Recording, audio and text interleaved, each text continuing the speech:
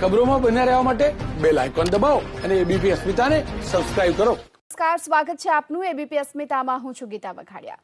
ગાંધીનગરમાં આવેલું અક્ષરધામ સ્વામિનારાયણ મંદિર ફરીથી દર્શનાર્થીઓ માટે ખુલશે. 1 ડિસેમ્બરથી સાંજે 4 વાગ્યાથી 4:30 વાગ્યા દરમિયાન મંદિર ખુલ્લું રાખવામાં આવશે. મંદિરમાં થતો વોટર શો પણ 1 ડિસેમ્બરથી શરૂ થશે.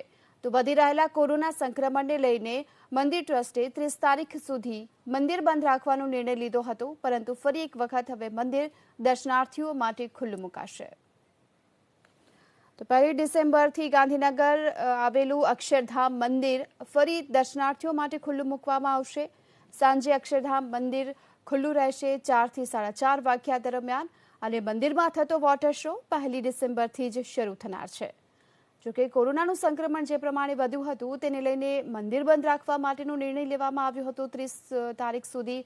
એવામાં હવે 1 ડિસેમ્બરથી મંદિર ખોલવાનો નિર્ણય પણ લેવામાં આવ્યો છે.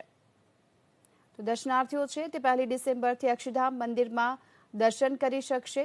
અક્ષરધામ સ્વામિનારાયણ મંદિર 1 ડિસેમ્બરથી ખુલ્લું રહેશે, અને આ સાથે જ સાંજે 4 થી 4:30 વાગ્યા દરમિયાન ખુલ્લું રાખવાનો નિર્ણય લેવામાં આવ્યો છે.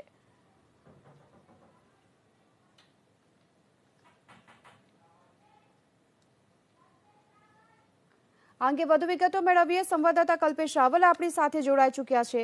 કલ્પેશ, શું અપડેટ?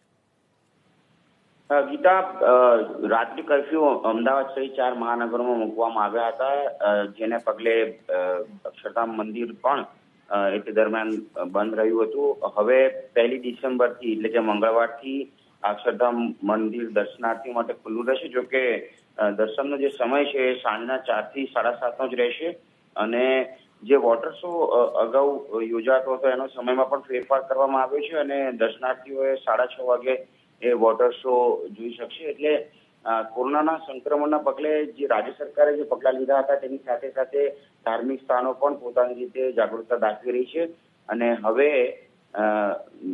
રાત્રિ કર્ફ્યુ જે છે તે બાદ હવે 1 ડિસેમ્બરથી અક્ષરધામ મંદિર દર્શનાર્થીઓ માટે ખુલ્લું રહેશે. જી આભાર આપનો આ સમગ્ર માહિતી બદલ.